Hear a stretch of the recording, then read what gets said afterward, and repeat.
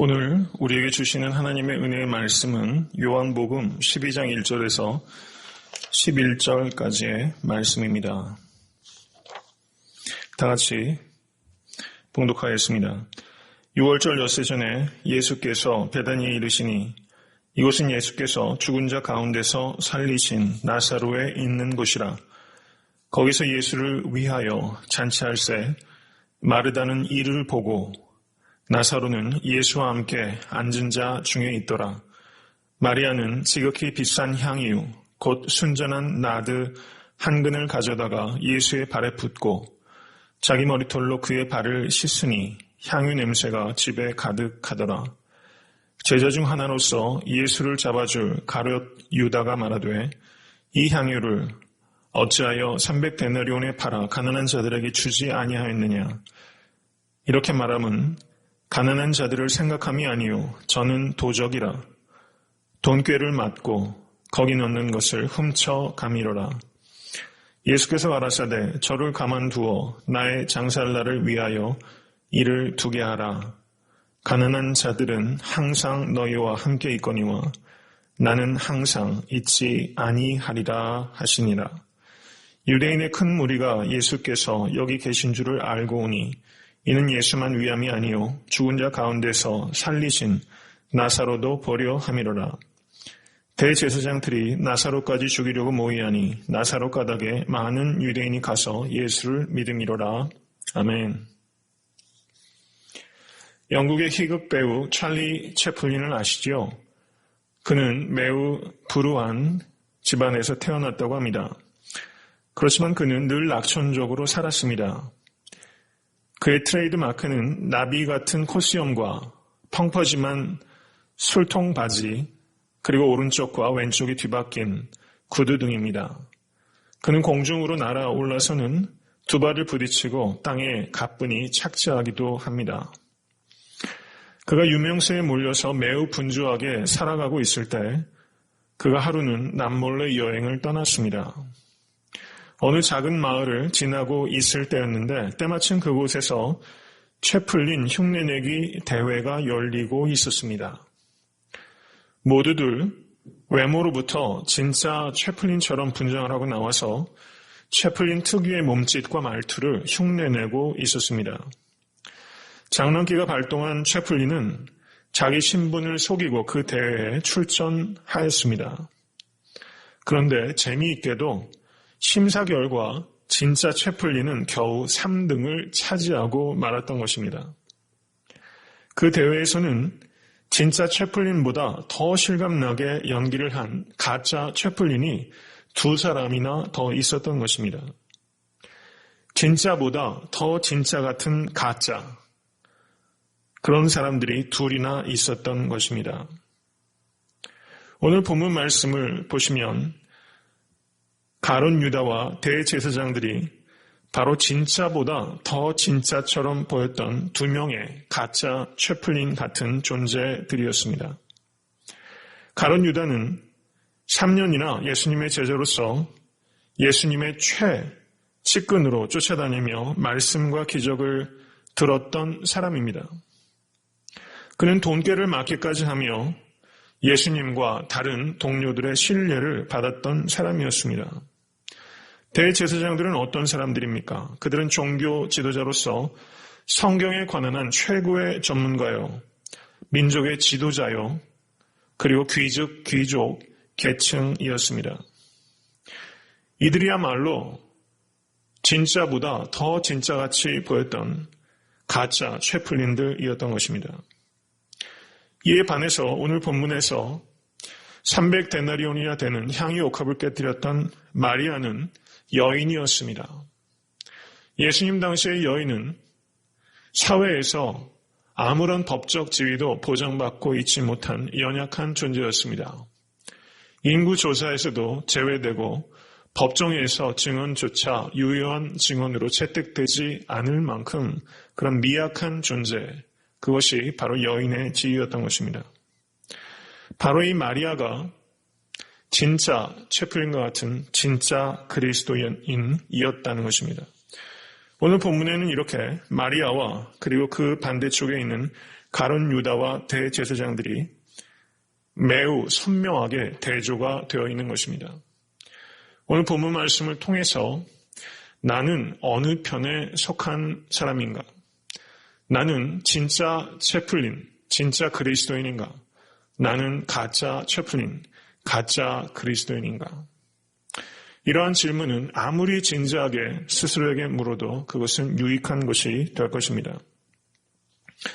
지난 7월 24일에 한계를 깨뜨리는 사랑의 헌신이란 제목으로 마가복음 14장 3절에서 9절까지의 마리아의 헌신에 대해서 말씀을 전한 바 있습니다. 오늘 본문 말씀은 동일한 사건에 대한 사도 요한의 또 다른 기록이라고 할 수 있습니다. 저는 오늘 말씀을 증거하면서 요한의 전체 문맥에 충실하게 설교할 것입니다. 그리고 마가복음 14장 3절에서 9절까지 설교할 때 미처 말씀드리지 못했던 부분들에 대해서 말씀드리고자 합니다. 그렇지만 동일한 사건의 기록이기 때문에 적지 않은 부분에 있어서 중복되는 부분도 있을 것입니다. 경청하시고 오늘 말씀을 통해서 깨달음과 은혜가 충만하게 되기를 간절히 소원합니다. 요한이 기록하고 있는 내용 중에서 다른 공간 복음서에 없는데 부가가 되어 있거나 혹은 더 강조되고 있는 것은 이러한 것들입니다. 나사로에 대한 언급이 3차례 반복되고 있다는 것입니다. 요한복음 12장 2절을 보시면 나사로는 예수와 함께 앉은 자 중에 있더라 라고 기록합니다. 9절을 보시면 유대인의 큰 무리가 예수께서 여기 계신 줄을 알고 오니 이는 예수만 위함이 아니요 죽은 자 가운데서 살리신 나사로도 보려 함이로라. 11절을 보시면 나사로 까닭에 많은 유대인이 가서 예수를 믿음이로라 라고 말하면서 마리아가 향유 옥합을 깨뜨린 기적 사건, 헌신의 사건 가운데 이 나사로가 공간복음서와는 달리 매우 중요한 역할을 하고 있다는 것을 특징적으로 우리가 알 수 있는 것입니다. 그리고 마리아의 헌신에 대해서 분을 낸 사람들이 마가복음에서는 어떤 사람들이라고 표현되고 있고 마태복음 26장 8절을 보시면 제자들이 보고 분하였다라고 말하면서 역시 익명으로 언급하고 있습니다. 그런데 사도 요한은 분을 내고 책망했던 가장 대표적인 사람이 가룟 유다라고 명백하게 밝히고 있는 것입니다. 그리고 12장 6절을 보시면 그 가룟 유다를 도적이라고까지 말하고 있습니다. 그리고 그가 마리아를 책망했던 그 속 생각이 가난한 자들을 생각함이 아니요 저는 도적이라 돈꾀를 맞고 거기 넣는 것을 훔쳐감이러라 라고 말하면서 가룟 유다의 숨은 의도까지 밝히고 있는 것은 요한복음이 유일합니다. 그리고 12장 9절에서 11절까지를 보시면 대제사장들이 예수를 죽이려고 하였을 뿐만 아니라 나사로까지 죽이려고 하였다라는 내용이 공간복음서에는 기록되어 있지 않은 부분입니다. 이 부분이 첨가가 되고 있다는 것을 우리가 매우 유의해서 살펴보아야 할 것입니다. 예수님께서 죽었던 나사로까지 살리신 기적은 요한복음의 7가지 표적 중에서 제일 마지막 표적입니다. 예수님의 기적 가운데 절정이라고 할 수 있는 것입니다. 그런데 예수님께서 심지어 죽은 자를 살리시기까지 한 가장 큰 기적이 믿음으로 대제사장들과 바리새인들을 이끈 것이 아니라 더 극단적으로 주님을 반대하게 된 이유가 되었다는 것입니다. 사두개인들은 부활을 믿지 않았습니다. 그리고 성전을 중심으로 기득권을 유지하고 확대해 나갔던 귀족층이었습니다. 그들은 나사로가 다시 살아났다는 사실, 그것은 부활을 믿지 않는 그들의 신학을 뒤엎는 것입니다. 그들은 증거가 부족해서 예수님을 믿지 않았던 것이 아니라 자신의 신학과 자신의 이권을 지키기 위해서 진실을 은폐하고 진실을 묻어버려야만 했던 사람이었다는 것입니다. 그들은 성전 청결을 하였던 예수님을 가만히 놔둘 수가 없었습니다. 그래서 그들은 예수님을 죽이기로 이미 공회에서 결정을 하였고 또 죽었다 살아난 나사로까지 죽이겠다고 하는 극악한 인간의 본성을 나타내고 있다고 할 수 있는 것입니다. 오늘 본문에서 마리아는 예수를 위해서 가장 소중한 것을 드리는 헌신의 모델이 되고 있다면 가룟 유다와 대제사장들은 자신을 위해서 예수를 버리는 사람들의 대표적인 인물로 묘사되고 있다고 할 수 있을 것입니다. 요한복음 전체의 구절을 가장 간단하게 분류한다면 1장부터 11장까지를 The Book of Sign, 표적의 책이다 라고 말할 수 있을 것입니다. 그리고 12장부터 21장까지를 The Book of Glory 라고 분류하기도 합니다. 레이먼드 브라운이라는 학자가 이렇게 분류하고 있는데요. 매우 단순하게 큰 덩어리 둘로 나누고 있는 것입니다. 저는 이러한 분류가 공감이 됩니다. 12장부터는 The Book of Glory 이렇게 분류하고 있는데 12장부터 예수 그리스도의 십자가의 그림자가 매우 짙게 나타납니다. 십자가의 전조가 보인다, 전주곡이다 이렇게 볼 수 있는 것입니다. 요한복음은 예수님의 공생의 마지막 일주일을 요한복음 12장부터 21장까지 거의 반을 할애하고 있다는 것을 우리가 주목해야 합니다. 일반적인 전기는 이렇게 한 사람의 일생의 일주일을 전기의 2분의 1을 할애하는 방식으로 결코 쓰여지지 않습니다. 근데 복음서는 그와 같은 일반적인 전기와는 판이하게 다르게 예수님의 전생에서 3년의 공생애에 집중하고 있고 그 중에서 마지막 일주일에 복음서 전체의 반을 할애하고 있다는 것은 예수님의 사역의 중심은 바로 십자가라는 것을 구조적으로도 우리에게 강조하고 있다는 것입니다. 주님의 삶은 철저하게 십자가 중심이었습니다. 복음서 기자의 관점도 철저하게 십자가 중심이었다는 것을 말해주고 있는 것입니다. 이것은 주님의 십자가는 우연하게 발생한 일이 아니라는 것입니다. 하나님께서는 구약의 선지자들을 통해서 예수 그리스도를 예언해 왔습니다. 그리고 예수 그리스도의 죽으심을 예언해 왔습니다. 그리고 그 부활을 예언해 왔습니다. 예수님께서는 이 땅에 예언의 성취로 오신 것을 믿으실 수 있게 되기를 간절히 바랍니다. 예수님께서는 구유 위에 성육신 하셨습니다. 그리고 십자가 위에서 공생애를 마치셨습니다.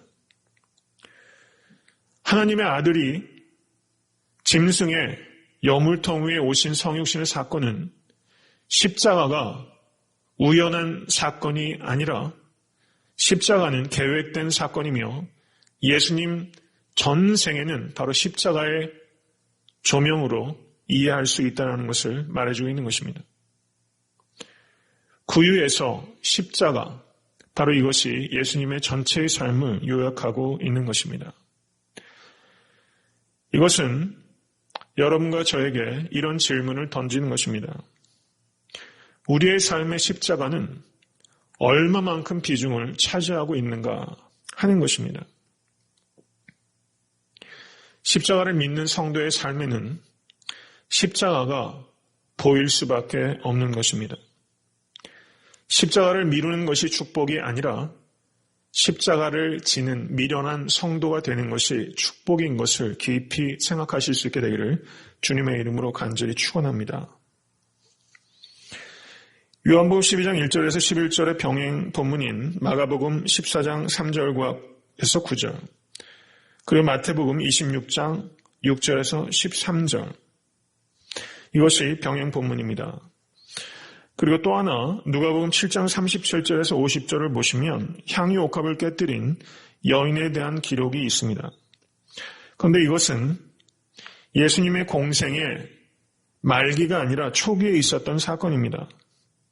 마태와 마가 그리고 요한복음에 기록된 사건은 동일한 사건에 대한 서로 다른 관점의 기록이라고 할 수 있다면 누가복음 7장 37절에서 50절까지의 내용은 전혀 다른 사건으로 이해해야 합니다. 누가복음에서 향유 옥합을 깨뜨렸던 여인은 죄인인 한 여자였습니다. 창녀 막달라 마리아였을 것입니다. 그리고 그 장소도 바리새인의 집이었습니다.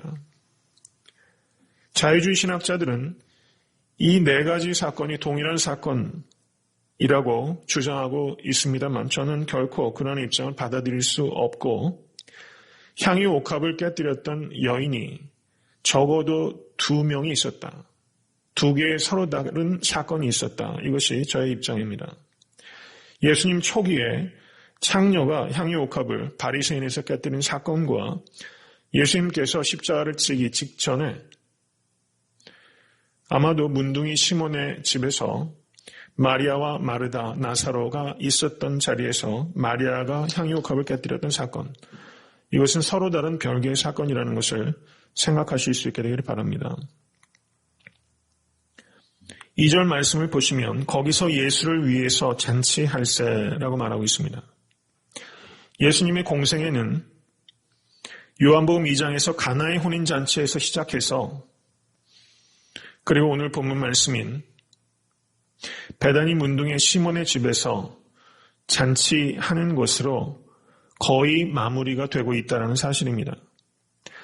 앞의 잔치는 혼인잔치로서 즐겁고 유쾌한 기운이 가득했던 잔치였다면 오늘 본문의 잔치는 주님의 장례와 연관되어 있는 잔치입니다.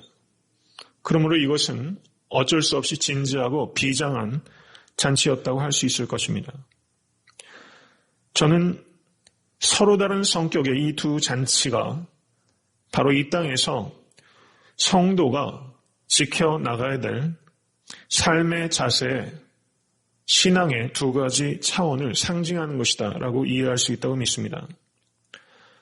성도는 2000년 전에 이 땅에 오셔서 인간의 가장 본질적인 문제인 죄와 사망의 문제를 해결하신 예수 그리스도의 십자가와 부활을 믿음으로 기뻐하고 잔치하면서 이 땅에서 살아가는 존재입니다. 동시에 주님의 약속하신 다시 오심, 재림을 기다리고 예비하면서 금식하고 깨어 있어야 하는 존재입니다. 그러므로 시작된 종말과 완성될 종말 사이에서 살아가는 참된 그리스도인은 처음 이 땅에 오신 주님을 기뻐하며 잔치하고 이 땅에 다시 오실 주님을 예비하며 금식하고 깨어서 살아가야 될 존재라는 것입니다. 잔치하며 금식한다. 전혀 대조적인 이와 같은 2 가지 삶의 태도, 이것이 성도들의 삶 가운데 보여야 한다는 것입니다. 요한복음 11장 57절을 보시면 대제사장들과 바리새인들이 누구든지 예수 있는 곳을 알거든 잡게 하라라고 명령했습니다. 산헤드린 공회에서 예수 그리스도를 죽이기로 이미 결정을 한 것입니다. 그리고 12장 10절을 보시면 대제사장들이 나사로까지 죽이려고 모의하니라고 말하고 있고 12장 9절에 유대인의 큰 무리가 예수께서 여기 계신 줄을 알고 왔다라고 말하고 있어요. 지금 문둥이 시몬의 집에서 잔치가 벌어지고 있는 것을 사람들이 알고 왔다는 것입니다. 비밀로 이루어진 잔치가 아니었다는 거예요. 9장 22절을 보시면 이미 유대인들이 누구든지 예수를 그리스도로 시인하는 자는 출교하기로 결의하였으므로 저희를 무서워함이로라 라고 말하고 있습니다. 예수님과 결탁된 사람, 예수님을 믿는 사람, 이런 사람들이 출교될 뿐만 아니라 어떠한 박해를 받을지 모르는 그런 위급한 상황, 바로 그러한 상황 가운데서 지금 이들이 예수를 위하여 잔치를 베풀었다는 것입니다.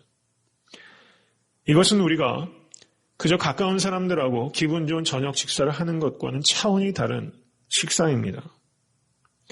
이 잔치 때문에 이 잔치를 호스트하는 사람들은 그리고 그 자리에 있던 사람들은 어떤 핍박을 분명히 각오했을 것입니다. 그리고 실제 모종의 박해를 당하였을 가능성이 매우 높습니다. 예수님께서는 마가복음 9장 41절에 누구든지 너희를 그리스도에게 속한 자라 하여 물 한 그릇을 주면 내가 진실로 너희에게 이르노니 저가 결단코 상을 잃지 아니하리라. 예수님께서는 자신이 아니라 그리스도에게 속한 자라도 엄청난 것이 아니라 물 한 그릇 준 것도 잊지 아니하시고 상을 주시는 분이시라고 밝히신 것입니다. 이제 하나님의 어린 양으로 십자가를 지시기 직전에 유월절을 불과 엿새 앞둔 마지막 시간에 자신의 위험을 무릅쓰고 자신을 위해서 잔치를 베푸는 이들에 대해서 주님께서는 크게 감동하셨을 것입니다. 세상을 변화시키기 원하십니까? 세상을 변화시키기 위해서는 역설적으로 세상에서 버려지는 것을 각오하고 주님께 헌신할 때 있을 수 있는 일이라는 것을 생각하실 수 있게 되기를 간절히 바랍니다. 2005년도에 오프라 윈프리 쇼에서 엄청난 감동의 드라마가 있었습니다. 그날은 1986년에 시작된 방송이 19년째로 접어든 의미 있는 날이었습니다. 윈프리는 여러분의 소원을 이뤄줄 수백만 달러의 선물이 기다리고 있습니다. 라는 충격적인 발언으로 토크쇼를 시작했습니다. 그리고 방청객 중에 11명의 이름을 호명하며 그들을 무대로 인도했습니다. 여러분, 모두 새 차를 기다리셨죠? 축하드립니다. 라고 말하면서 대당 무려 2만 8천 달러나 되는 제너럴 모터스사의 스포츠 세단 펀티아 G6를 선물로 주었던 것입니다. 순간 스튜디오의 방청객들이 경악했음은 물론입니다. 그리고 잠시 후에 이 11명이 자신에게 주어진 행운을 만끽할 사이도 없이 나머지 방청객들 모두에게 작은 상자가 나누어졌습니다. 윈프리는 이 상자에 12번째 펀티악의 열쇠가 들어있습니다. 라고 말했습니다. 이제 방청객 중에 또 한 명의 행운의 당첨자가 나올 것입니다. 그런데 방청객들이 각자의 상자를 열었을 때 또다시 엄청난 반전이 있었습니다. 모든 사람들의 나누어진 그 상자에 모두 스포츠 세단의 열쇠가 있었던 것입니다. 생각할 수 없었던 선물에 방청객들이 너나 할 것 없이 아우성을 지르고 서로 껴안고 오 맙소사 믿을 수가 없어요 라고 감탄하면서 여기저기서 환성이 터져나왔음은 물론입니다. 오프라 윈프리는 이렇게 방송을 통해서 엄청난 감동, 엄청난 반전을 불러 일으켰던 것입니다. 로마서 5장 8절은 우리가 아직 죄인 되었을 때 그리스도께서 우리를 위하여 죽으심으로 하나님께서 우리에게 대한 자신의 사랑을 확증하셨느니라. 믿으십니까? 로마서 3장 23절에서 24절은 모든 사람이 죄를 범하였음에 하나님의 영광에 이르지 못하더니 그리스도 예수 안에 있는 구속으로 말미암아 하나님의 은혜로 값없이 의롭다 하심을 얻은 자 되었느니라. 아멘. 오프라 윈프리가 주었던 선물과는 비교할 수 없는 엄청난 선물을 인간의 문학적인 상상력으로도 상상조차 할 수 없는 하나님은 엄청난 선물을 우리에게 주신 것입니다. 그것은 예수 그리스도이십니다. 우리가 주님의 하나님의 이 은혜의 선물인 예수 그리스도를 받고서 우리는 얼마만큼 오 맙소사 믿을 수가 없어요 하고 껑충껑충 뛰어본 적이 있는가? 이것을 깊이 생각하게 됩니다. 어떻게 우리가 하나님 앞에 감동적인 인생을 살아갈 수 있습니까? 우리가 어떻게 다른 사람들에게 감동을 줄 수 있습니까? 이 시대의 그리스도인들과 교회가 세상에 언제 감동을 준 적이 있습니까? 정말 기억이 가물가물 할 지경입니다. 우리는 하나님께서 우리에게 주신 그 은혜를 깨닫는 만큼 하나님을 감동시키고 그리고 세상을 감동시킬 수 있게 될 것입니다. 영국의 케임브리지 대학에 C.T. 스터드라는 학생이 있었습니다. 이 학생은 학교에서 수석을 달리는 우수한 학생이었을 뿐만 아니라 크리켓 선수로서 영국 전체에서 금메달을 따기도 했던 정말 그야말로 문무를 겸비한 전도가 창창한 그런 출세길이 열려있는 청년이었습니다. 그런데 그가 캠퍼스 집회에 참여했다가 복음을 깨닫고 예수 그리스도를 영접했습니다. 그리고 선교사로 중국에 갔습니다. 그는 보장된 미래를 다 버리고 중국으로 들어가서 10여 년을 섬긴 후에 육신이 극도로 쇠약해져서 영국에 돌아왔습니다. 그리고 그는 몸을 추스리자마자 곧바로 아프리카로 선교사로 가겠다고 결심하게 됩니다. 그러자 주위 사람들이 모두 제정신이 아니다, 미쳤다라고 그를 만류했습니다. 그때 C.T. 스터드는 모든 그리스도인들에게 깊이 생각할 만한 귀한 말을 남겼습니다. 하나님의 아들 예수 그리스도가 이 땅에 오셔서 나를 위해 날 구원하시기 위해서 십자가에 죽으신 것이 참으로 사실이라면, 그것이 참으로 사실이라면 내가 그를 위해 바치는 희생은 그 어떤 것도 지나친 희생일 수 없습니다. 이렇게 말하고 다시 아프리카로 갔던 것입니다. 오늘 본문에 마리아는 건장한 남자의 1년의 연봉에 해당되는 향유 300데나리온을 깨뜨렸습니다. 주변에서는 지나친 헌신이라고 그녀를 책망하고 분노를 나타내기까지 했습니다. 그렇지만 마리아는 C.T. 스터드가 그렇게 말했던 것처럼 자기가 향유 옥합 300데나리온을 깨뜨려 주님의 머리와 발에 부은 것을 결코 지나친 희생이라고 생각하지 않았을 것입니다. 마리아의 헌신을 우리가 깊이 생각해 보면서 혹시 우리는 내가 하고 있는 헌신이 지나치다고 생각해 보신 적은 없으신지, 나는 언제 한번 마리아처럼 가장 소중한 것을 아낌없이 드리는 이와 같은 충성된 기념비적인 헌신의 그리스도인이 될 것인지, 이런 것들을 깊이 생각하시고 결단하실 수 있게 되기를 주님의 이름으로 간절히 축원합니다. 마리아는 예수님을 사랑했습니다. 오늘 본문은 마리아의 사랑 이야기 속에 가룟 유다의 사욕에 관한 이야기가 들어있는 구조로 되어 있다라고 이해할 수 있습니다. 마리아를 분별하는 사람이라고 이해한다면 가룟 유다는 계산하는 사람이었다는 것입니다. 성도 여러분, 이 악한 세대를 살아가면서 우리 역시 계산을 해야 할 때가 많이 있습니다. 그러나 계산이라는 것이 어떤 것입니까? 계산은 본디 자기 중심적일 수밖에 없는 것입니다. 계산은 정확하지도 않고 공평하지도 않습니다. 성도에게 정말 필요한 것은 계산이 아니라 분별입니다. 이것을 깊이 생각하실 수 있게 되기를 바랍니다.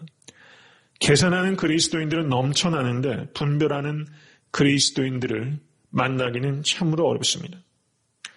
형식적인 신앙인은 늘 계산만 합니다. 그러나 헌신된 성도는 사랑으로 계산을 뛰어넘는 것입니다. 마리아의 헌신을 한계를 깨뜨리는 기념비적인 헌신이라고 할 수 있을 것입니다. 이 여인의 헌신의 5가지 미덕은 첫째, 사랑의 헌신이었다는 것입니다. 그의 헌신은 형식적인 종교인은 결코 흉내낼 수 없는 헌신이었습니다. 이성적으로 결코 납득이 안 되는 행동이었습니다. 이성이 넘지 못하는 것을 사랑은 뛰어넘는 것입니다. 사랑하는 성도 여러분, 때때로 정말 어리석어 보이는 일이 하나님께서 원하시고 기뻐하시는 일일 수 있다는 것을 생각하실 수 있게 되기를 바랍니다. 인생에 납득이 안 될 만큼 하나님을 위해서 사랑으로 한계를 깨뜨리시는 귀한 헌신을 하시는 여러분 되실 수 있게 되기를 간절히 소원합니다. 마리아의 헌신은 말씀애로의 헌신이었습니다. 마리아가 이와 같이 한계를 깨뜨린 헌신을 할 수 있었던 것은 바로 그녀는 먼저 말씀에 헌신된 사람이었기 때문에 가능했다는 것입니다. 마리아가 보였던 탁월한 통찰력의 비결은 바로 그녀가 누가복음 10장 39절에 나와 있는 대로 주의 발 아래 앉아서 그의 말씀을 들었기 때문이었습니다. 가난한 사람에게 나눠주는 것이 좋다라고 말하는 보편적인 상식과 여론을 돌파할 수 있는 힘은 오직 말씀에 있다는 것을 생각하실 수 있게 되기를 간절히 바랍니다. 마리아의 헌신의 세 번째 특징은 때에 맞는 헌신이었다는 것입니다. 가난한 자들은 항상 너희와 함께 있으니 아무 때라도 원하는 대로 도울 수 있거니와 나는 너희와 항상 함께 있지 아니하리라. 주님의 말씀은 가난한 자를 돌보는 것이 중요하지 않다는 것을 의미하는 것이 아님은 분명합니다. 주님께서 강조하고 계시는 것은 모든 것에는 때가 있는 것이며 때에 맞게 헌신하는 것이 아름답고 의미 있다는 것입니다. 교회의 모든 사역보다 가장 중요한 것은 예수 그리스도에 대한 사랑입니다. 그녀의 헌신이 아름다운 헌신으로 기념이 되는 결정적인 이유는 바로 그녀의 헌신이 때에 맞는 헌신이었기 때문이라는 것입니다. 네 번째는 그녀의 헌신은 전부를 드린 헌신이었다는 것입니다. 마가복음 14장 8절에서 예수님께서는 그녀의 헌신을 힘을 다한 헌신이라고 칭찬하셨습니다. 이스라엘 사람들은 손님의 머리에 향유 몇 방울을 떨어뜨리면 그것이 충분한 예의를 표현한 것이라고 생각했습니다. 그렇지만 그녀는 그렇게 할 수 없었습니다. 머리에 부어버렸고 심지어 발에까지 부어버렸습니다. 그리고 자신의 동여맸던 머리카락을 풀어서 주님의 발을 닦기까지 했습니다. 예수님 당시에 정혼하거나 결혼한 여인이 머리를 다른 남자 앞에서 푸는 것은 이혼의 사유가 된다는 기록이 남아있을 정도입니다. 머리를 푼다는 것은 그 당시의 문화에서는 결코 용납될 수 없는 그런 행동이었습니다. 이 여인은 향유만 부은 것이 아니라 옥합까지 깨뜨려 버렸습니다. 이것은 이 옥합을 더 이상 다른 용도로는 쓰지 않겠다는 것을 나타내는 것이기도 합니다. 지금껏 몇 년이 되었을지도 모르는 오랜 세월 동안 모아온 향유를 다 써버리고 심지어 그것을 담고 있었던 옥합까지 깨뜨려버리고 심지어 자신의 머리털로 주님의 발을 닦기까지 한 이와 같은 이 여인의 헌신은 우리에게 우리 자신을 깊이 되돌아보게 합니다. 우리가 신중해야 될 필요가 있습니다. 다른 사람의 이목을 신경 써야 합니다. 그런데 우리의 문제는 우리가 지나치게 신중하고 다른 사람들이 어떻게 볼까에 지나치게 사로잡혀 있는 그런 균형 잡힌 정상 상태. 바로 그것이 우리가 이 신앙의 능력을 체험하지 못하는 결정적인 원인이 되고 있다는 것을 우리가 깊이 생각해야 되는 것입니다. 예수 그리스도의 사랑에 미치는 여러분과 제가 될 수 있게 되기를 간절히 소원합니다. 이 여인의 헌신의 다섯 번째 특징은 준비된 헌신이었다는 것입니다. 준비하지 않는 것은 곧 실패를 준비하는 것이다 라는 말이 있어요. 화려한 성취는 화려하지 않은 준비에서 시작되는 것입니다. 헌신은 즉흥적으로 이루어지는 일이 아닙니다. 즉흥적으로 감정적으로 헌신했다 해도 그 헌신이 얼마나 갈 수 있습니까? 걸작은 3, 4년을 준비해서 3, 4일 만에 팔려나갑니다. 그렇지만 반면에 졸작은 3, 4일을 준비해서 3, 4년이 되어도 팔려나가지 않는 것입니다. 여인은 향유를 모으기 위해서 3, 4일 동안 모은 것이 아니었을 것입니다. 어쩌면 3년, 4년 아니면 훨씬 더 많은 세월 동안 준비하였을지도 모릅니다. 인내를 가지고 향유를 준비한 것입니다. 때에 맞춰 사용할 때를 기다려온 것입니다. 그리고 그 여인은 지금이 바로 그때라는 것을 깨닫습니다. 인내를 가지고 나의 향유를 준비하시는 여러분과 제가 될 수 있게 되기를 간절히 소원합니다. 가룟 유다는 300데나리온에 팔아 가난한 자들에게 주지 아니하였느냐라고 여인에게 화를 내고 책망했습니다. 가룟 유다의 말이 매우 타당하다라는 것을 우리가 생각해야 합니다. 천사의 말처럼 들립니다.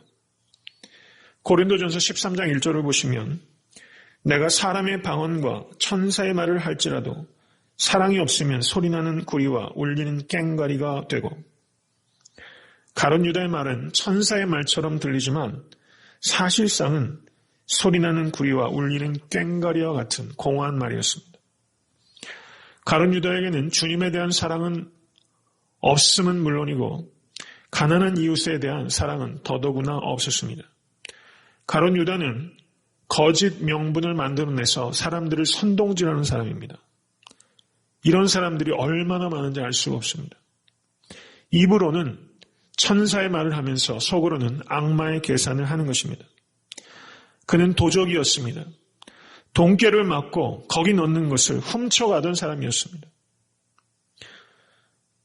가룟 유다만이 남유다 출신이었고 가룟 유다만이 교육 정도로 볼 때 제자로 뽑힐 만한 사람이었다는 것입니다. 그는 세리마태를 제치고 돈깨를 맡을 만큼 수에 있어서 탁월한 능력을 보였고 그로 말미암아 주님과 동료로부터 신임을 받았던 사람입니다. 마리아는 가짜 채플린 같은 진짜 채플린은 300데나리온이라는 엄청난 물질을 포기했는데 진짜 채플린 같이 보였으나 사실상은 가짜 채플린인 가룟 유다는 은 30, 약 120데나리온에 정말 부배이신 예수 그리스도를 팔아버리고 말았던 것입니다.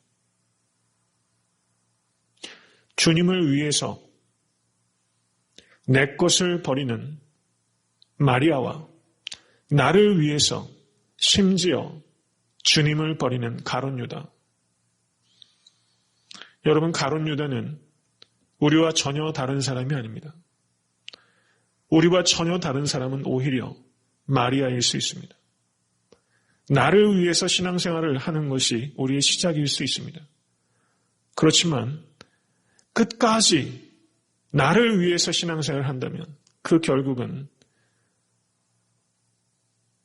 가룟 유다처럼 주님을 배신할 수도 있다는 것을 우리가 매우 심각하게 생각해야 할 것입니다. 주님을 위해서 나의 가장 소중한 것도 아낌없이, 그리고 그것을 지나친 희생이라고 결코 생각할 수 없이 주님 앞에 헌신하실 수 있는 여러분과 제가 될 수 있게 되기를 간절히 축원합니다. 12장 2절을 보시면 나사로는 예수와 함께 앉은 자 중에 있었다고 했습니다. 나사로가 한 이야기는 오늘 본문에 전혀 있지 않아요. 여러분, 나사로는 앉아 있기만 해도 나사로 가닥에 많은 사람들이 예수를 믿었던 사람입니다. 앉아 있기만 해도 예수님께서 하신 일이 그의 존재 안에 그대로 보이는 것입니다.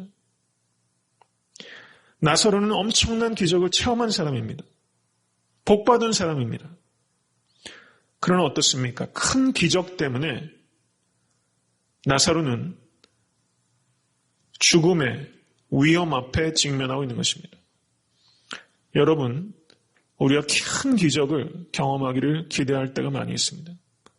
그러나 하나님께서 특별한 체험을 주실 때는 그런 체험이 없으면 통과할 수 없는 큰 어려움, 큰 고난, 큰 박해도 우리에게 있을 것이다 라고 생각하는 것이 훨씬 더 성경적인 상황에 부합하는 것입니다.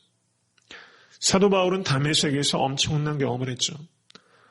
여러분, 부활의 주님을 만나서 3일 동안이나 눈이 안 보이는, 그러다 다시 아나니아가 안수할 때 눈이 떠지는 그런 경험들, 그 외에 엄청난 그런 신비한 체험들, 그러한 체험들은 목적이 있기 때문에 하나님께서 허락하신 것입니다. 사도 바울만큼 많은 박해를 받았던 사람이 어디 있겠습니까? 저가 복음을 위해서 전 생애를 드리면서 그 모든 여정들을, 달려갈 길을 다 달려갈 수 있기 위해서 하나님께서는 그에게 특별한 체험들을 허락하신 것입니다. 우리가 주와 복음을 위해서 나의 삶을 송두리째 드리겠다라는 그런 소명의식, 그것이 없이 단지 내가 기적만을 체험하기를 원한다면 그런 체험은 가능하지가 않을 것이며, 그런 체험을 하더라도 그러한 체험의 유익이 무엇이 있겠습니까? 하나님 앞에 소명 주실 것을 위해서 기도하실 수 있게 되기를 바랍니다. 그 소명을 감당하시기 위해서 죽기 살기로 나의 한계를 깨뜨리며 헌신하면 하나님께서는 달려갈 길을 다 달려갈 수 있는 그러한 놀라운 체험과 능력을 여러분에게 베푸실 것입니다. 나사롯 가닥에 많은 사람들이 예수를 믿었더라. 성도 여러분, 요한복음 1장 7절을 보시면 세례 요한에 대한 기록이 있습니다. 저가 증거하러 왔으니 곧 빛에 대하여 증거하고 모든 사람으로 자기를 인하여 믿게 하려 함이라. 세례 요한의 필생의 목적은 자기로 인하여 예수님을 주와 그리스도를 믿게 하는 것이었습니다. 여러분, 이것이야말로 우리의 삶의 전적인 목표인 것입니다. 그의 필생의 목적이었습니다. 이러한 목적이 어떻게 성취가 됩니까? 요한복음 10장 41절 42절을 보시면 요한은 아무 표적도 행치 아니하였으나 요한이 이 사람을 가리켜 말하는 것은 다 참이라 하더라. 그리하여 거기서 많은 사람이 예수를 믿으니라. 아멘. 정말 할렐루야 아닙니까? 자기를 인하여 많은 사람이 그리스도를 믿기를 원하는 것을 필생의 목적으로 살았던 세례 요한이 마지막에 참수가 되어서 저가 죽었지만 그가 죽은 후에도 그를 인하여 많은 사람이 예수 그리스도를 믿게 되는 이런 역사. 그는 살아서 표적을 행하지 않았지만 그는 죽음 이후에도 많은 사람들을 예수께로 인도하는 그의 삶 자체가 표적이 되는 그런 인생을 살았던 것입니다. 여러분, 어떤 인생이 복받은 인생입니까? 이 세상에서 많이 소유하고 다른 사람 위에 군림하고 이 세상에서 모든 것 다 누리며 사는 것이 복받은 인생입니까? 낙가닥에 많은 사람들이 예수를 믿게 되었더라. 안선홍 때문에, 나 때문에 많은 사람이 예수를 믿게 되었더라. 이것이야말로 복된 인생입니다. 순탄한 인생이 복된 인생입니까? 굴곡이 많은 인생이 저주받은 인생입니까? 아닙니다. 나로 인하여 예수 그리스도를 믿는 자들이 많은 인생, 그 인생이 복된 인생인 것을 믿으실 수 있게 되기를 주님의 이름을 간절히 축원합니다. 이 믿음을 가지고 이 목적을 가지고 살아가실 때 우리는 나의 가장 소중한 것,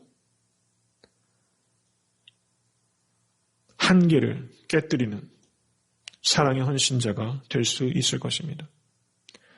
마리아처럼 기념비적인 헌신의 삶을 살아가실 수 있게 되기를 주님의 이름으로 간절히 축원합니다.